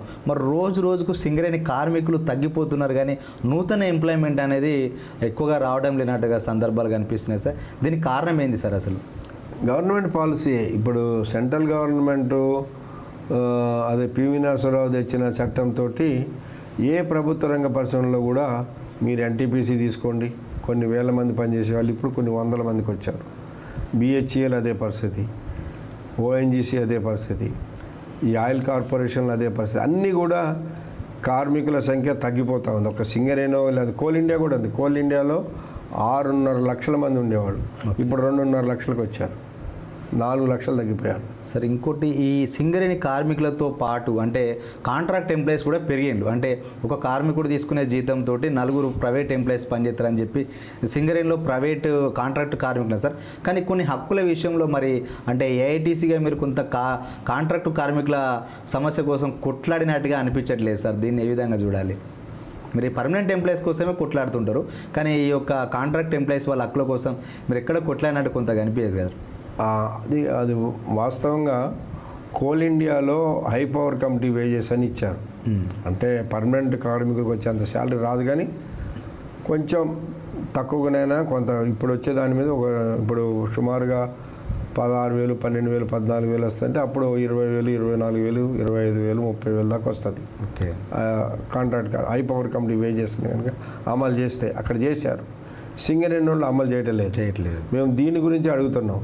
గత 10 సంవత్సరాలు దాదాపు 8 సంవత్సరాలు అయింది అక్కడ హై పవర్ కమిటీ వేజెస్ వచ్చి. 8 సంవత్సరాల నుంచి సింగరేణిలో అమలు కాలేదు. ఎందుకంటే ఇక్కడున్న టీబీజీకేఎస్ యూనియన్కి high power committee wages coal ఇండియాలో ఏం జరుగుతుందో వీళ్ళకి తెలియదు. రెండోది మేము కాంట్రాక్ట్ కార్మికుల గురించి మేము ఎందుకు మాట్లాడతాం, మమ్మల్ని పర్మనెంట్ కార్మికులు అనుకుని అట్లా ఉండేవాడు. కానీ మేము ఏఐటీసీగా తప్పనిసరిగా కాంట్రాక్ట్ కార్మికులకి హై పవర్ కమిటీ వేజెస్ అమలు కావాలి, ఇప్పుడున్న దాని మీద జీతాలు పెరగాలని మేము ఖచ్చితంగా చేస్తామని మేము చెప్పినాం. మేము ఖచ్చితంగా మా టర్మ్లో కాంట్రాక్ట్ కార్మికులకి వాళ్ళందరికీ కూడా జీతాలు పెంచి ఇచ్చే ఏర్పాటు ఖచ్చితంగా హై చేస్తాం. పవర్ వేతనాలు ఇచ్చే అవకాశం కూడా ఉంది. ఇంకొకటి సార్, సింగరేణిలో సింగరేణిలో మస్తు జీతాలు వస్తాయి అంటారు, కానీ సింగరేణిలో చాలామంది కార్మికులు ప్రమాదన బారిన సరిపోతుంటా అంటారు. నిన్న మొన్న కూడా ఐక్యవన్య గనిలో ఒక యువ కార్మికుడు 30 సంవత్సరాల యువ కార్మికుడు చనిపోయిన, కొన్ని యాక్సిడెంట్లల్లో లోపల చనిపోవడం, ఇట్లాంటి ఈ పరిస్థితులు ఎందుకు సార్? సింగరేణిలో ఎక్కువ మంది ఈ అండర్ గ్రౌండ్ మైన్లలో కానీ ఓపెన్ కాస్ట్లో కానీ చనిపోయే పరిస్థితి ఎందుకు వస్తుంది? అంటే సేఫ్టీ అనేది నిర్లక్ష్యంగా ఉందా సార్ సింగరేణిలో? వాస్తవం చెప్పాలంటే మనం నేచర్కి విరుద్ధంగా పనిచేస్తున్నాం. అవును, భూమి లోపలికి భూమి లోపలికి పోయి ఇది చేస్తాం. అక్కడ మన పైన ఉన్నటువంటి ఎయిర్ ఉండదు, అక్కడ ఆక్సిజన్ కొంత తక్కువ ఉంటుంది. ఇవాళ ఎంత ఇంప్రూవ్ అయింది మన మైన్స్లో అనుకున్నా పైన సర్ఫేస్లో ఉన్నట్టయితే ఉండదు. రెండవది ఏంటంటే మనం కూడా కార్మికులం కూడా మనం చేసే పనికి అనుకూలంగా మన అలవాట్లు కూడా ఉండాలి. అంటే మన జీవన విధానంలో కొంత మారాలి, మార్పు రావాలి. ఎందుకంటే మనం చేస్తున్నది ఇలాంటి పని కాబట్టి మనకి ఎక్కువగా కొన్ని వచ్చే అవకాశాలు ఉంటాయి. అవి రాకుండా మన జీవన విధానంలో, మన అలవాట్లలో, మన తిండి విధానంలో, వీటన్నిటిలో ఉండాలి, మార్పు ఉండాలి. దానికి మేనేజ్మెంటు కానీ కార్మిక సంఘాలు కానీ ఎడ్యుకేట్ చేయాలి. వాస్తవంగా కార్మికులని ఆ స్థాయికి తీసుకురావాలి వాళ్ళని. ఇంకొకటి సార్, ఇప్పుడు సింగరేణి కార్మికులు చాలా కష్టం చేస్తారు నిజంగా. వాస్తవానికి వాళ్ళ చెమటను రక్తంగా మార్చి పనిచేస్తూ అంటారు సార్. కానీ సింగరేణి కార్మికులకు సంబంధించి క్వార్టర్స్ విషయంలో కానీ, సింగరేణి కార్మికుల హెల్త్కు సంబంధించి కానీ, అంటే మన సింగరేణి ఏరియాలో ఇక్కడ సింగరేణి ఏరియా ఆసుపత్రులు ఉంటాయి కదా సార్, వాటిలల్లో అసలు ట్రీట్మెంట్ కానీ, డాక్టర్లు అందుబాటులో కానీ, కొన్ని చిల్డ్రన్ స్పెషలిస్ట్ ఉండరు, హార్ట్ స్పెషలిస్ట్ ఉండరు. ఏ చూసినా కూడా ప్రైవేట్ హాస్పిటల్కి ఎందుకు ఎక్కువ రిఫర్ చేస్తున్నారు సార్? ఎందుకు ఇన్ని కోట్లున్నా కూడా సింగరేణి హాస్పిటల్ని అప్గ్రేడ్ చేయట్లేదు యాజమాన్యం? ఒక 20 years బ్యాక్ చూస్తే ఎవరికైనా మంచిర్యాలలో ఏదైనా ఒక సీరియస్ ప్రాబ్లం ఉందంటే ఆ పర్సన్ని రామకృష్ణాపురం ఏరియా హాస్పిటల్కి పంపించేటోళ్ళు. అంటే ప్రైవేట్ నుంచి సింగరేణి ఆసుపత్రి వచ్చేవాడు, పంపించేవాళ్ళు, మా రికమెండేషన్లు కూడా చేసేవాళ్ళు. ఈయన కొద్దిగా సీరియస్ ఉన్నాడు చూడండి అని. అంటే అప్పుడు స్పెషలిస్టులు అందరూ ఉండేవాళ్ళు రామకృష్ణాపురం హాస్పిటల్లో. ఈ మంచిర్యాలలో పనిచేసే డాక్టర్స్ అందరూ దాదాపు 150-160 మంది అక్కడ పనిచేసి వచ్చిన వాళ్ళే. ఓకే. ఈ 10-15 సంవత్సరాల కాలంలో సింగరేణి హాస్పిటల్స్లో స్పెషలిస్టులు లేకుండా ఏదో మెడికల్ ఆఫీసర్స్ని కూర్చోబెట్టి సరైన ట్రీట్మెంట్ లేకపోవటం వలన ఇవాళ ప్రైవేట్ హాస్పిటల్స్కి పోతూ ఉన్నారు చాలామంది. మనం అది కలిగించాలి, నమ్మకం కలిగించాలి కార్మికుడికి, మన దగ్గర మంచి జరుగుతుందని చూపించాలి. చూపించకపోతే పోతారు ఆటోమేటిక్గా. ఇప్పుడు డబ్బులు చూసుకోరు కదా, ప్రాణం ముఖ్యమని చూసుకుంటారు, పోతారు. ఇప్పుడు కంపెనీ ఏమంటుంది, మేము అందరినీ పంపిస్తున్నాగా రెఫరల్ అంటున్నారు. పంపిస్తే ఏమవుతుంది, 100 కోట్ల రూపాయలు ప్రైవేట్ హాస్పిటల్కి కడుతున్నారు. ఒక డెంగ్యూ వస్తే 2.5 లక్షలు 3 లక్షలు బిల్లు ఎత్తుండండి వాడు. అదే మన హాస్పిటల్లో డెంగ్యూకి ఒక 5,000-10,000 రూపాయల్లో తగ్గిస్తారు. కాబట్టి ఈ ప్రైవేట్ హాస్పిటల్స్, కార్పొరేట్ హాస్పిటల్ దోపిడీ జరుగుతుంది. దీని వెనక ఒక మాఫియా ఉంటుంది. వీళ్ళందరూ వాళ్ళతో సంబంధాలు పెట్టుకొని చేయడం జరుగుతుంది. కాబట్టి ఇది చేయాలి అని అంటున్నాం. లేదా అంటే సూపర్ స్పెషాలిటీ హాస్పిటల్ మనదే పెట్టాలి, హైదరాబాద్లో పెడితే మనం పంపించాలి అక్కడికి. మరి ఎందుకు సార్ ఎంత యాజమాన్యం తెలిసే ఈ విధంగా, ఒక విధంగా ఇది దోపిడే కదా సార్? అంటే సింగరేణి సొమ్మును ప్రైవేటు వాళ్ళకి ఇచ్చి, ప్రైవేటు వాళ్ళ నుంచి అధికారులు వాళ్ళ జేబులో వేసుకుని ఇదంతా యాజమాన్యం తెలిసే జరుగుతుందంట. తెలిసే కొంతమంది అధికారులు కావాలనే చేస్తున్నారు. కాబట్టి ఇప్పుడు ఏదో రామగుండంలో సూపర్ స్పెషాలిటీ హాస్పిటల్ పెడతామని, దాన్ని ఇంప్రూవ్ చేస్తామని చేస్తున్నారు. ఎంత చేసినా ఇక్కడికి స్పెషలిస్టులు రావటం లేదు. సూపర్ స్పెషలిస్టులు ఆడి నుంచి వస్తారు. ఇప్పుడు మన దగ్గర ఒక ఫిజిషియన్ లేరు, ఇక్కడ లేడు, రామగుండంలో లేడు, ఎక్కడ లేడు. తర్వాత స్పెషలిస్టులు ఎవరు ఉండట్లేదు, వెళ్ళిపోతున్నారు. ఎందుకంటే ఇప్పుడు ఈ కార్పొరేట్ హాస్పిటల్స్ వచ్చిన తర్వాత వాళ్ళకి అక్కడ కొన్ని ఫెసిలిటీస్ ఉంటాయి. ఒక డాక్టర్ 2-3 హాస్పిటల్ కన్సల్టెన్సీ చేసుకోవచ్చు, ప్రైవేట్ ప్రాక్టీస్ చేసుకోవచ్చు, వాళ్ళకి చాలా లాభం ఉంటుంది. కాబట్టి ఇక్కడికి వచ్చి ఎందుకు పనిచేస్తారు? కాబట్టి ఆ స్పెషలిస్టులకి ఒక శాలరీ విషయంలోనో, ఇన్సెంటివ్లోనో, ఏదైనా వాళ్ళ సౌకర్యాలు మంచిగా పెంచితే వస్తే అప్పుడు మన దగ్గర మంచిగా జరుగుతుంది అనుకోండి. ప్రైవేట్కి పోవాలని ఏ కార్మికుడు కోరుకోడు. సార్ ఇంకొకటి అంటే చాలామంది అంటే చర్చించుకునే విషయమే భవిష్యత్తు సింగరేణి ప్రశ్నార్థకంగా ఉంది. ఎందుకనంటే అండర్ గ్రౌండ్ మైన్స్ ఒక పక్క బొగ్గు లేక ఉత్పత్తి లేక క్లోజ్ అవుతున్నాయి. ఓపెన్ క్యాస్ట్లకేమో ఫారెస్ట్ పరిమితులు కానీ వాతావరణం అంటే ఆ యొక్క గవర్నమెంట్ ఎన్విరాన్మెంట్ డిపార్ట్మెంట్ కూడా పర్మిషన్ వచ్చే అవకాశం లేదు. ఉన్న ఓపెన్ క్యాస్ట్ కూడా క్లోజ్ అయ్యే పరిస్థితుంది. సింగరేణి భవిష్యత్తు ఉందంటారా? భవిష్యత్తు ఉందా సింగరేణికి? సింగరేణికి భవిష్యత్తు లేదనేది లేదు. కాకపోతే అధికారుల నిర్లక్ష్యం వలన కొంతకాలం మన సింగరేణిలో పర్మిషన్స్కి అప్లై చేసుకోక ముందు తొందరపాటు చేసుకోలేకపోవడం వల్ల కొన్ని రాకపోవడం, మైన్స్ వీళ్ళు ప్లానింగ్ చేసి ఇచ్చేయకపోవడం కొంత లోపం ఉంది. సెంట్రల్ గవర్నమెంట్ ఇప్పుడు పాలసీ మార్చి వాళ్ళు పర్మిషన్స్ ఇవ్వకపోవడం కారణం ఉంది. ఫారెస్ట్ క్లియరెన్స్ మనం అప్లై చేస్తేనేమో 2 సంవత్సరాలైనా 3 సంవత్సరాలు, అప్పుడు ఆర్కే 1 ఇయర్ మైన్ నడుస్తుంది. 2 సంవత్సరాల క్రితం ఎక్స్టెన్షన్ చేసుకోవడానికి పర్మిషన్ రాశారు, ఇంతవరకు రాలేదు. అదే ప్రైవేట్ వాడు ఉంటే 2 నెలల్లో పట్టుకొచ్చుకుంటాడు. ఫారెస్ట్ వాళ్ళకో లేకపోతే ఎన్విరాన్మెంట్ వాళ్ళకో డబ్బులు పెడితే తెచ్చుకుంటాడు. సింగరేణి వాడు డబ్బులు ఇవ్వలేడు కదా, వీళ్ళు ఎక్కడ పబ్లిక్ సెక్టర్ కదా, కాబట్టి వీళ్ళకి పర్మిషన్స్ లేట్ ఉన్నాయి. కాబట్టి గవర్నమెంట్ ఆలోచన చేయాలి. గవర్నమెంట్ తొందరగా ఇది రాకపోతే మన గవర్నమెంట్ ఇప్పుడు ఇది గవర్నమెంట్ కూడా ఆలోచన చేయాలి. ఇది ఒక సింగరేణి కార్మికుల కొరకే సింగరేణి మూతపడితే సింగరేణి కార్మికులకే నష్టం అనుకోవద్దు. ఇవాళ మనది పబ్లిక్ సెక్టార్ కాబట్టి మనం టన్ను బొగ్గు 3,000కి ఇస్తున్నాం. రేపు అంతా ప్రైవేట్ అయిన తర్వాత ఇదే టన్ను బొగ్గు 10,000కి అమ్ముతున్నాడు. అప్పుడు ఇది తీసుకొని నువ్వు కరెంటు తయారు చేస్తే కరెంటు నువ్వు ఇలా 6 రూపాయల యూనిట్ అమ్మితే రేపు 10 రూపాయల యూనిట్ అమ్మాలి. ఇది సామాన్య ప్రజల మీద భారం పడుతుంది కదా.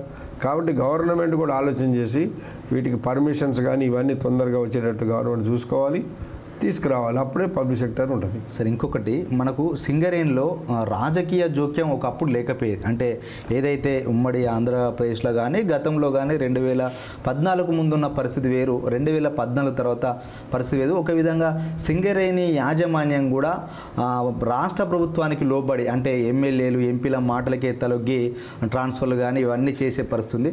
మరి ఇప్పుడు సింగరేణిలో అదే పరిస్థితి కొనసాగుతుందా? రేవంత్ రెడ్డి ప్రభుత్వం వచ్చినాక ఏమైనా రాజకీయ జోక్యం పెరిగిందా, అలాగనే ఉందా? రాజకీయ జోక్యం పెరిగింది, ఇప్పుడు ఇంకా పెరిగింది. గతంలో 2-3 వాళ్ళు ఇంటర్ఫియర్ అయ్యి కేసీఆర్ కేటీఆర్ కవితో ఏదో 2-3 ఇంటర్ఫియర్ అయ్యి చేసేవాడు. ఇప్పుడు ప్రతి ఎమ్మెల్యే, ప్రతి ఎంపీ, ప్రతి రాజకీయ నాయకుడు జోక్యం చేసుకొని సింగరేణి మీద ఒత్తిడి తీసుకొస్తూ ఉన్నారు. అవి కూడా అన్నీ ఇల్లీగల్ థింగ్స్ అయ్యి చట్ట ప్రకారం జరిగే ఇవ్వకపోతే మీరు అడిగిన అర్థం ఉంటుంది. కానీ చట్ట విరుద్ధంగా మేము చెప్తున్నాం కాబట్టి మీరు చేయాలి, మీరు చేయకపోతే మిమ్మల్ని చేపిస్తామని. ఇప్పుడు ఈ ఆఫీసర్లు కూడా ఎట్లయిపోయినంటే వాళ్ళ పోస్టులు కాపాడుకోవడానికి వాళ్ళు రాజకీయ జోక్యాన్ని పెంచుతున్నారు. వాళ్ళ దగ్గరికి పోయి వీళ్ళు ఇదవుతున్నారు. ఇంకొకటి సార్, అంటే ఇప్పుడు మరి సింగరేణి కార్మిక సంఘంగా మీరు గుర్తింపు సంఘం పత్రం మొన్న ఒక రీసెంట్గా 4-5 రోజుల క్రితం తీసుకున్నారు. మీకు 2 సంవత్సరాల కాల పరిమితి ఇచ్చింది. మీరు సింగరేణి హక్కుల కోసం కొట్లాడాలి, సింగరేణులకు న్యాయం చేయాలి, అదేవిధంగా వాళ్ళకి మంచి చేయాలని ఒక గుర్తింపు సంఘం గుర్తింపు మీకు కాకుండా మరి రాజకీయానికే ఇస్తే మరి గుర్తింపు సంఘాలు ఎందుకు సార్? మరి అదే కదా మేము చెప్తున్నది. మీరు ఎన్నికలు పెడుతున్నారు సింగరేణిలో, గెలిచిన సంఘంతో మాట్లాడి పరిష్కారం చేయాలి. కానీ మీరు రాజకీయ నాయకులు చెప్పింది పనులు చేసుకుంటూ పోతే కార్మికులు కూడా రాజకీయ నాయకుల దగ్గరికే పోతున్నారు. ఇక ట్రేడ్ యూనియన్ల దగ్గరికి పోతే ఏం కావురా, మనం ఏ ఎమ్మెల్యే దగ్గరకో ఏ మినిస్టర్ దగ్గరకో ఎక్కడికో పోతే అయిద్దని వాళ్ళు పోతూ ఉన్నారు. ఆ విధంగా ఇది చేస్తున్నారు. మేము అడుగుతున్నది ఏంటంటే మీరు ఎన్నికలు పెడితే ఇది లేదు, ఎన్నికలు రద్దు చేసి పారేసి స్టేట్ గవర్నమెంట్ ఎవరుంటే ఆ రాజకీయం నడుతుందంటే నడిపించుకోండి. అప్పుడు కార్మికులకు లాభం జరిగితే ఇది ఉంటుంది, కార్మికులు నష్టం జరిగితే కార్మికులే తిరుగుబాటు చేస్తారు. ఒక విధంగా ఈ రాజకీయ జోక్యం వల్ల ఇటు కార్మిక సంఘాలు కూడా కొట్లాడలేవు, అటు రాజకీయ ఒత్తిడి అయితే అంతిమంగా నష్టపోయేది కార్మికులే అనే అనుకునే అభిప్రాయం కూడా వ్యక్తం అవుతుంది. మీరేమంటారు సార్? వాస్తవం. ఇప్పుడు రాజకీయ జోక్యం వలన ఇప్పుడు ఏదైనా అండర్ గ్రౌండ్ నుంచి సర్ఫేస్లో జాబ్ ఉంటే ఒక సిస్టమ్ ప్రకారం ఇవ్వాలనేది ఒక సర్క్యులర్ ఉంటుంది. అవును. రాజకీయ నాయకుడు ఏమంటాడు, అవన్నీ నాకు అనవసరమయ్యే మావాడిని నాకు పగి ఇవ్వాలంటాడు. నిన్నగాక మొన్న అపాయింట్ అయినాడు సర్ఫేస్లో పనిచేస్తాడు. అవును. పాపం ఎక్కువ కాలం సర్వీస్ ఉన్న కార్మికుడు అండర్ గ్రౌండ్లోనే ఉంటాడు. అంటే అతను 60 years వచ్చేదాకా కూడా అతనికి సర్ఫేస్ రాకుండా అండర్ గ్రౌండ్లో మగ్గిపోతున్నట్టున్నారు సార్. ఉంటాడు. నిన్న మొన్న వచ్చిన పిల్లలు కూడా 80,000 లంచం పెట్టి సర్ఫేస్ జనరల్ మొదలు అవుతున్నారు. ఇది రాజకీయంగా ఎమ్మెల్యేలు కానీ ఎంపీలు కానీ కొంత ఆలోచించవలసి, ఎవరికి లెటర్ రేట్ ఇస్తున్నాం, ఎవరికి పని చేస్తున్నాం కూడా వాళ్ళు ఆలోచించేటట్టుగా లేనట్టుగా కనిపిస్తుంది కదా సార్. రాజకీయ నాయకులకి మళ్ళీ నెక్స్ట్ 5 years తర్వాత నేను గెలవాలంటే నేనేం చేయాలి? నా దగ్గరకు వచ్చిన వాళ్ళకి పని చేయాలి. అది రూల్ ఉందా లేదా నాకు అనవసరం, నేను చెప్పింది చెయ్యని చెప్తుండు. ఇంకొకటి సార్, సింగరేణి అధికారులేమో ఆయన చెప్పింది చేయకపోతే నా పై అధికారులు ఊరుకోరని వీళ్ళు చేస్తున్నారు. అది పరిస్థితి. ఒక విధంగా అంటే రాజకీయ జోక్యం ఎక్కువైనప్పటికీ ఎక్కువైతుంటా అంటే కార్మిక సంఘాలు కూడా ఉత్సాహంగా పనిచేయలేదు. అంతిమంగా కార్మిక కుటుంబాలే నష్టపోతున్నాయి. ఇంకొకటి సార్, అంటే దాదాపు మరి భవిష్యత్తులో అయినా ఏమన్నా సింగరేణి ద్వారా ఎక్కువ ఉద్యోగాలు వచ్చే అవకాశం ఏమైనా ఉంటుంది సార్ భవిష్యత్తులో? లేకపోతే ఇప్పుడున్న జనరేషన్ రిటైర్మెంట్ తోటి సింగర్ ఏమన్నా సమాప్తమయ్యే పరిస్థితుందా? దానికి ముగింపు పడే అవకాశం ఏమైనా ఉన్నదా? ప్రభుత్వాలు ఎవరొచ్చినా, దాదాపు ఏ ప్రభుత్వం పేరు మార్పే కానీ ప్రభుత్వాలు ఎవరొచ్చినా వాళ్ళ విధానాలు ఒకటే ఉంటున్నాయి. కాంగ్రెస్ పార్టీ ఆనాడు నూతన ఆర్థిక పరిశ్రమ విధానం చట్టం తెచ్చింది. దాంతో చాలా పబ్లిక్ సెక్టార్స్ మూతపడ్డాయి. లేకపోతే సిక్ ఇండస్ట్రీస్ అని ఇవన్నీ అయినాయి. ఆ తర్వాత బీజేపీ గవర్నమెంట్ వచ్చింది. బీజేపీ గవర్నమెంట్ ఇంకా అంతకంటే కాంగ్రెస్ కంటే కూడా ఇంకెక్కువ ఆంక్షలు పెట్టేసి మొత్తం ప్రైవేటైజేషనే మార్గం అనేది పద్ధతిలో వాళ్ళు తీసుకొస్తూ ఉన్నారు. కాబట్టి ప్రభుత్వాలు మారుతాయి కానీ వాళ్ళ విధానాలు ఏం మారని చెప్పు ఉపయోగం ఉంది. అంటే ప్రభుత్వము ఏది మారినా కూడా ప్రభుత్వ పాలసీలు అనేది కార్మికులకు ఈ యొక్క ఎంప్లాయ్మెంట్ వచ్చే విధంగా పాలసీలు ఉంటేనే సంస్థ మనుగడ అనేది ఉంటుంది తప్ప, లేకపోతే సంస్థ మనుగడ అనేది కొంచెం కష్టంగానే ఉన్నట్టుగా మీరు తెలియజేస్తున్నారు. అంతే. ఇంకొకటి సార్, సింగరేణి కార్మికుల గురించి మనం సుదీర్ఘంగా మాట్లాడాం. కొంత రిటైర్మెంట్ కార్మికుల గురించి కార్మిక సంఘాలు పట్టించుకుంటలేవు. వాళ్ళకు అంటే త్వరగా ఇప్పుడు రిటైర్మెంట్ అవుతున్నారు, అన్ఫిట్ అవుతున్నారు. వాళ్ళకు సిఎంపిఎఫ్ రావడం కానీ, ఫుల్ సెటిల్మెంట్ రావడం కానీ, ప్లస్ వాళ్ళు ఇంకేదన్నా రిటైర్ కార్మికులకు స్థలం ఇవ్వడం కానీ 200 గజ స్థలం ఇట్లాంటివి కానీ. ఇంకొకటి ఏని హాస్పిటల్లో వాళ్ళకు కూడా సరైన ఫెసిలిటీస్ కూడా డాక్టర్లు చూస్తలేని అంటున్నారు సార్. ఇది రిటైర్ కార్మికుల నుంచి ఎక్కువ వస్తున్న ప్రశ్నలు సార్. ఒకప్పుడు సింగరేణి కార్మికులు దిగిపోతే సింగరేణితో సంబంధం ఉండేది కాదు, ఇది జరిగేది కాదు. దాన్ని అప్పుడు సిపిఆర్ఎంఎస్ అని కార్మికుడు దిగిపోయిన తర్వాత కూడా అతనికి ట్రీట్మెంట్ జరగాలని 8 లక్షల వరకు కార్మిక సంఘాలు తీసుకొచ్చి పెట్టడం జరిగింది. ఇప్పుడు దిగిపోయిన కార్మికులకి ఏదైనా జబ్బులు వస్తే 8 లక్షల వరకు కంపెనీ ఖర్చు పెడుతుంది. ఇంకేదైనా పెద్ద జబ్బులు వస్తే అన్లిమిటెడ్గా 20, 30, 40, 50 అయినా కూడా లక్షలు అయినా కూడా కంపెనీ ఖర్చు పెట్టి చేస్తుంది. అంటే అది ఆఫీసర్లకే ఉన్నది కానీ కార్మికులకు కూడా, ఏ కార్మికుడికైనా హెల్త్ కార్డు ఉన్నది అని అంటే ఆయనకి మామూలు జబ్బులకైతేనేమో 8 లక్షల వరకు ఖర్చు పెడతారు. అట్లా కాకుండా క్యాన్సర్ కానీ, హార్ట్ కానీ, లేకపోతే లివర్ ట్రాన్స్ప్లాంటేషన్ కానీ, కిడ్నీలో మార్పిడి కానీ జరిగితే 50-60 లక్షలు ఖర్చు అవుతాయి. అది కూడా మొత్తం కంపెనీ పెట్టే అగ్రిమెంట్ ఉన్నది. సార్ చివరిగా ఒకటి సార్, అంటే సుదీర్ఘంగా ఒక 50 సంవత్సరాల పాటు మీరు సింగరేణికి కార్మిక నాయకునిగా సేవలు అందించిన మీరు ఇంకా విశ్రాంతి తీసుకోకుండానే సింగరేణి కార్మికుల కోసం పనిచేస్తున్నారు. ఎప్పుడన్నా మీకు అంటే ఏదైనా సందర్భంలో నా జీవితంలో అంటే నేను చాలా విలువైన టైంను కోల్పోయినా, నా జీవితంకి ఒక ప్రశాంతత అనేది లేదు, ఎందుకనంటే ఒక విధంగా కుటుంబ పరిస్థితి కూడా చూసుకోవాలి కదా, ఇంకా మీరు అంటే దాదాపు మీరు అంటే 80 సంవత్సరాల వయసుకి వచ్చినా కూడా ఇంత కొట్లాడి చేసినప్పుడు మీకు ఎప్పుడు అలసట కానీ ఎందుకు చేసినా అని చెప్పి ఎప్పుడు అని అనిపించిన సందర్భం ఉందా సార్? వాస్తవం చెప్పాలంటే సింగరేణి కార్మికుల సమస్యల పరిష్కారంలో తిరగటమే మాకు ఆనందంగా ఉంటుంది. అంతే, ఏదో రెస్ట్ తీసుకొని ఇంట్లో బయటికి వెళ్ళాలి అట్లాంటి దానికంటే కూడా అదొక తృప్తి. మన ద్వారా ఒక నలుగురికి సహాయం జరిగితే అది మనకు తృప్తి జరుగుతుంది అనే తృప్తి ఉంటుంది. కాబట్టి అందులోనే ఇది ఉంది. కాబట్టి మనకి కష్టం అని అనుకోం. కష్టం అనే పని చేస్తే ఎవరు చేయలేరు. మనకి ఏ పని చేస్తున్నామో ఆ పని ఇష్టమై పని చేస్తే అది కష్టం అనిపించదు. కాబట్టి మేము రోజు కొత్తగూడెం, హైదరాబాదు, లేకపోతే భూపాలపల్లి అటు ఇటో తిరుగుతుంటాం. చాలామంది అంటారు, ఏంది ఈ తిరుగుడు, ఏంది మీరు ఈ వయసులో కూడా తిరుగుతారు అదేనంటే, అట్లా తిరగకుండా 2 రోజులు ఇంట్లో కూర్చుంటే మాకేదో కోల్పోయినాం అన్నట్టే ఉంటుంది. కానీ పని చేస్తుంటేనే ఆనందం ఉంటుంది. ఇంకోటి సార్, అంటే సింగరేణిలో మీతో పాటు ఇంకా మిగతా నాయకులు కూడా ఉన్నారు సార్. అంటే ఇప్పటి నాయకులతో పోల్చుకుంటే మరి ఈ కార్మిక నాయకులు డబ్బులు కూడా బాగానే సంపాదించుకున్నారు. వీళ్ళకు వేల కోట్ల ఆస్తులు ఉన్నాయి, అక్కడ 100 ఎకరాలు ఉంది, ఇక్కడ కొన్ని కమర్షియల్ కాంప్లెక్స్ ఉన్నాయి అని చెప్పి చాలా బురద జల్లే ప్రయత్నం చేస్తూ అంటారు. మరి అట్లాంటి సందర్భంలో మీకు ఏమైనా బాధ కలిగిన సందర్భాలు ఉన్నాయా సార్? ఒకటి ఏంటంటే, మనము అవినీతిగా సంపాదిస్తే అది ఎప్పటికైనా ఎవరికైనా అది రిమార్క్గానే ఉంటుంది. కానీ నేను వాస్తవం చెప్పాలంటే, నేను సింగరేణిలోకి వచ్చి జాబ్ చేసి నేను ఏదో నాకేమో మీకు తెలుసు ఇంకా వేరే హ్యాబిట్స్ ఏమి ఉండవు, లేవు. నాకు రూపాయి ఖర్చు బయటికి పోతే ఉండదు. నేను ఇంట్లో తిని బయటికి పోతే మళ్ళీ ఇంటికి వస్తేనే తింటా, బయట ఎక్కడ తినా, బయట కూడా ఛాయ్ కూడా తాగను. కాబట్టి నేను ఆ రోజుల్లోనే అట్లా చేస్తూ నాకు ఫస్ట్ టర్మ్ ఇదేంటంటే, నేను మంచిర్యాలలో 1,00,000 రూపాయలతోటి 3 ఎకరాల భూమి తీసుకున్నా సున్నబట్టీల ఏరియాలో. నాకు ఇప్పించిన ఆయన కూడా ఈ మంచిర్యాల ఉన్నాడు, మా యూనియన్లో పనిచేసి ఆయన నాకు ఇప్పించాడు. అది ఒక 7-8 ఇయర్స్లో దాదాపు ఒక 70-80 లక్షల వాల్యూకి వచ్చింది. దాన్ని ప్లాట్స్గా అమ్మేసి అది ఇంకో చోట కొనుక్కోవడం అటు జరిగింది. ఇంకా అగ్రికల్చర్ ల్యాండ్కి సంబంధించింది అయితే నేను కాదు, మా తమ్ముడు, ఆయన కుటుంబ సమస్యలు వచ్చి అక్కడ మా ఊర్లో ఉన్న ల్యాండ్, మా ఊర్లో ఆ రోజుల్లోనే ఎకరం 10 లక్షల రూపాయలు ఉండే. మంచి 90s 80s ఆ టైం, ఆ రోజుల్లోనే 10 లక్షల రూపాయలు 8 లక్షల రూపాయలు అట్లా ఉండేది. అక్కడ 1 ఎకరం భూమి అమ్మితే ఇక్కడ 8 ఎకరాల భూమి వచ్చింది. అట్లా మీరు మా తమ్ముడు ఆయన అక్కడ ఇక్కడికి రావడం కొరకు ఆయన అక్కడ తెలుగుదేశంలో పనిచేసేవాడు. అక్కడ ఏదో కొన్ని సమస్యలు వస్తే పొలిటికల్గా ఇక అక్కడి నుంచి అక్కడ ఉన్న ల్యాండ్ అమ్ముకొని వచ్చి ఇక్కడ కొనుక్కున్నాడు.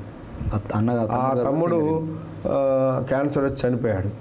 దానివల్ల నేను ఆ ల్యాండ్ చూడాల్సి వచ్చింది, కానీ నాకేమీ దాంతో డైరెక్ట్ సంబంధం ఉండదు. ఇంకా మిగిలినటువంటి అంటే నేను అట్లా ఏదన్నా ఒకటి అమ్మితే లాభం వస్తే దాన్ని ఇంకో దాంట్లో ఇన్వెస్ట్ చేసి రూపాయి పెట్టుబడి పెట్టి రూపాయలుగా మారింది తప్ప వేరే ఏం చేసింది ఏం లేదు. ఇది నాది ఓపెన్, ఇదే నాకు ఇక్కడ ఏమున్నదో అందరికీ తెలుసు, తెరిచిన పుస్తకం జీవితం అంతే. నాకేం చాలా మంది అంటే కొంత తర్వాత మా పిల్లలు పెద్దోళ్ళు అయిన తర్వాత మాత్రం వాళ్ళు, మా పాప డెంటిస్ట్గా అమెరికాలో పనిచేస్తుంది, మా 2 అబ్బాయిలు సాఫ్ట్వేర్ ఇంజనీర్లుగా పనిచేస్తున్నారు, మా ఇంకో కోడలు డాక్టరు. వాళ్ళు సంపాదించుకొని ఇప్పుడు ఏదైనా ఇన్వెస్ట్ చేస్తుంటే ఇండియాలో అది జరుగుతుంది. అంతే తప్ప సీతారామయ్య సార్కు సింగరేణి నుంచి 100 కోట్ల ఆస్తులు అయితే రాలేదు. మీరు తెలివిగా ఎక్కడ రూపాయి పెట్టుబడి పెడితే 100 రూపాయలు వస్తుంది, అట్లా పెట్టుబడి పెడుతూ అమ్ముతూ కొనుతూ ఈ స్థాయికి వచ్చిండు అంటే తప్ప అది అందరికీ తెలుసు. ఇక్కడ అంటే చాలామంది సింగరేణి కార్మికులకు కూడా మీరు ల్యాండ్స్ కొనిపించి వాళ్ళందరినీ కూడా కోటీశ్వరం చేసిన అని చెప్పి చాలామంది, అంటే గద్దరాగడి అమ్మ గార్డెన్ ప్రాంతంలో మీరు కొన్న దగ్గర కూడా మీ ఎంప్లాయీస్ తోటి చెప్పి కొనిపించినట్టు. మేము ఫస్ట్ 3 ఎకరాల భూమి అన్నది నేను, అమర్గా నాయలే అని ఇప్పుడు రామకృష్ణాపూర్లో ఉన్నాడు ఆయన, గంగారెడ్డి అని ఉండేవాడు, మేము ముగ్గురం యూనియన్లో పనిచేసాం. మేము ముగ్గురం కలిసే కొన్నాం. అది వాళ్ళకి లాభం వచ్చింది, నాకు లాభం వచ్చింది. మళ్ళీ ఆ తర్వాత అమర్గా నాయలే ఇంకా కొంత కొనుక్కుంటూ ఆయన ఇదైండు. ఆయన మరి యూనియన్లో లేడుగా, ఆయన కూడా ఇవాళ చాలా కొనుక్కున్నాడు కదా. ఎట్లా కొనుక్కుంటాడు? మేము కలిసే ఫస్ట్లో స్టార్ట్ చేసి ఇది చేసినాం. అట్లా ఒక దాని తర్వాత ఒకటి లాభాలు, ఏది భూమి మీద పెడితే వచ్చిన లాభాలతో చేసినాయి తప్ప వేరే రకంగా.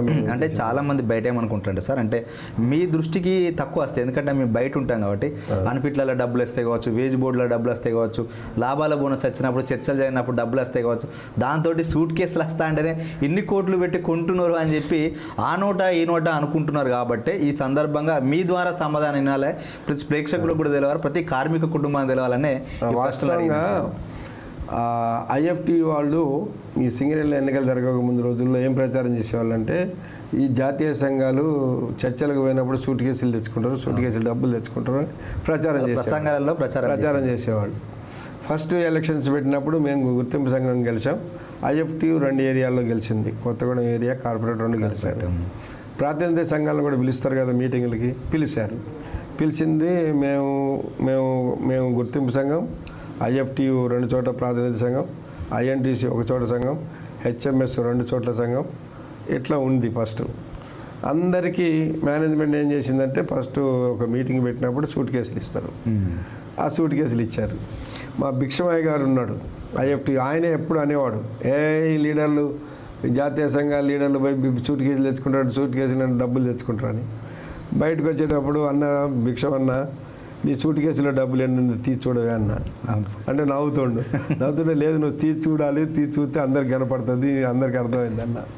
అంటే ఇక నవ్వి చెప్తున్నారు అంటే అప్పుడు చేసిన దుష్ప్రచారం అంటే గోబెల్స్ ప్రచారమే ఇప్పటిదాకా సింగరేణిలో చర్చలు అంటే సూట్ కేసు ఇస్తారు అనే అదొకటి అట్లా ముద్ర పడిపోయింది అంటారు. అంతే అది.